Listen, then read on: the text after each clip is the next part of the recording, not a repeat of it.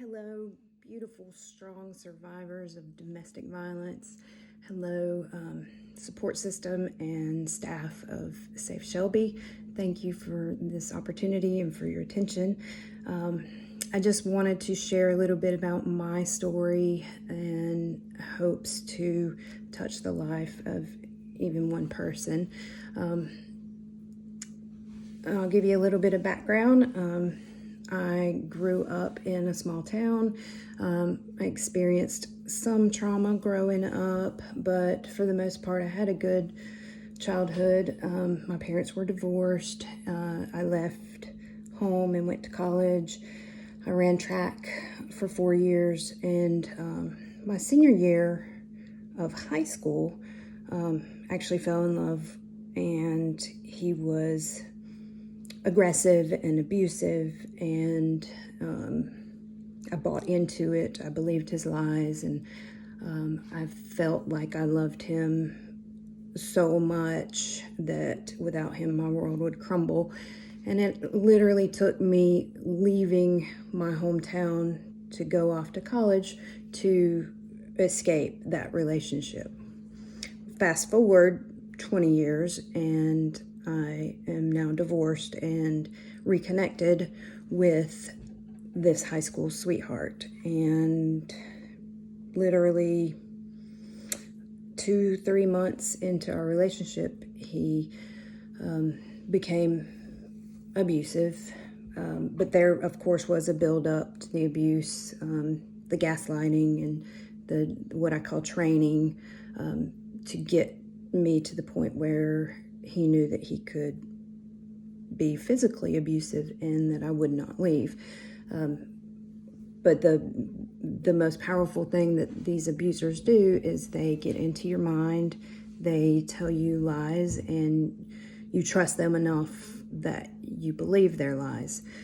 So this relationship went on for a year,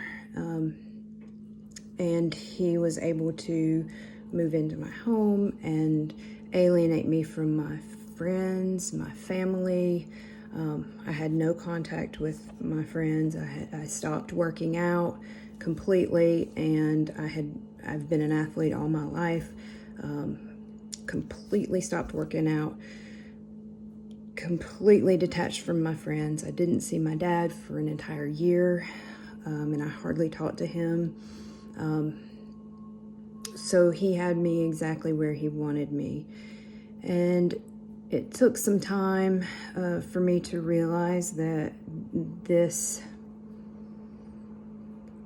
was, aside from the physical abuse, which we all cognitively understand is wrong, it took some time for me to realize that most of the abuse happened in my mind and in my heart, and he trained me to receive the physical abuse and accept the physical abuse. So around 10 months into the relationship, I realized I need to get out of this, but I don't know how. I felt stuck. I felt trapped. I felt alienated. So it was a process, October, November, December, and finally on December, he beat me in front of his children, and the cops arrived, and so it was kind of a forced situation where he was removed from me physically. And at that point, someone referred me to Safe Shelby.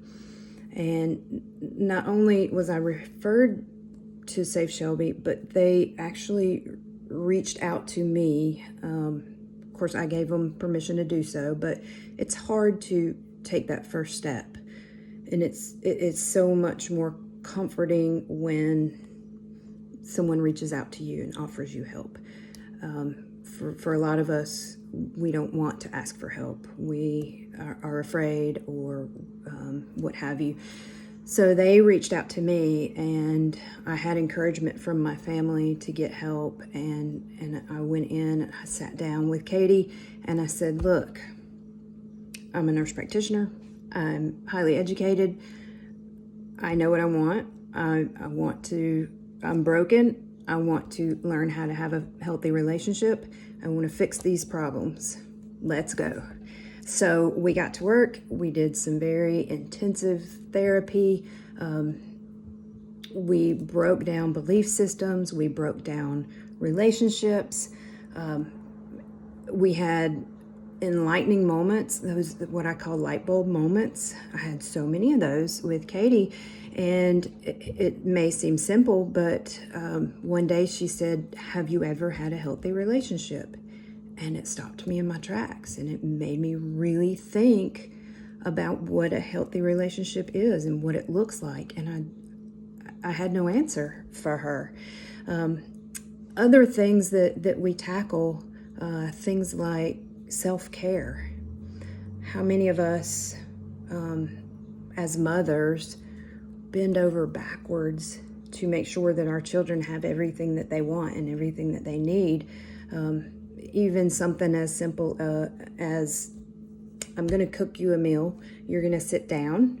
You're gonna sit at the table or at the bar, at the house, whatever, and you're gonna eat a meal while mom stands there in the kitchen while they're eating, talking to them, interacting with them, but not sitting down eating a meal with them. I know I'm not the only mom that has done that. My assignment for a week was put food on a plate and eat it sitting down. And we don't think about that as being self-care. We think about it as, I'm just trying to make sure my kids have what they need and get through this day.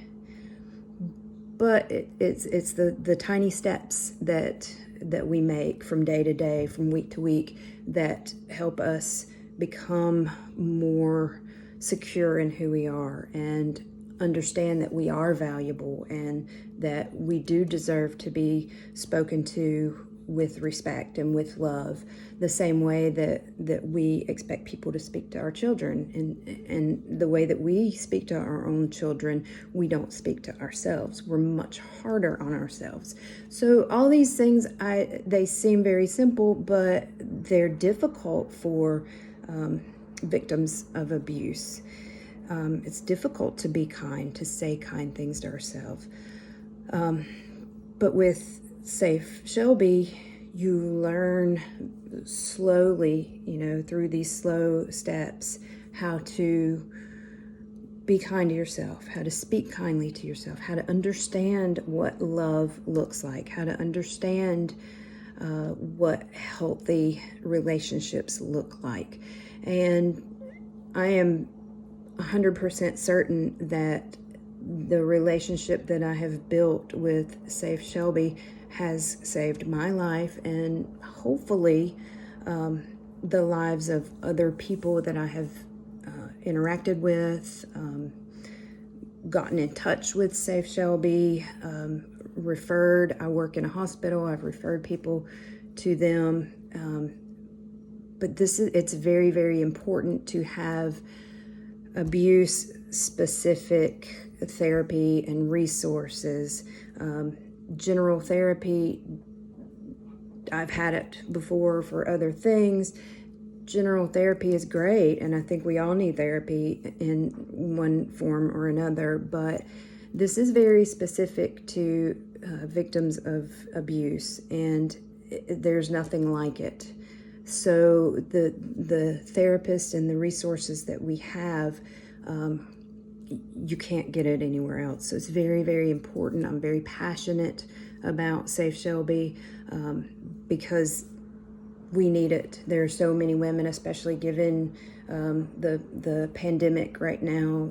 We've been stuck in the house, and a lot of us are stuck in the home with abusers, and you don't know where to go. You don't know what you're going to do. You don't know how to protect yourself or your children. And Safe Shelby offers everything that we need from a safe place to live, to stay, protection for our children, clothes, shoes.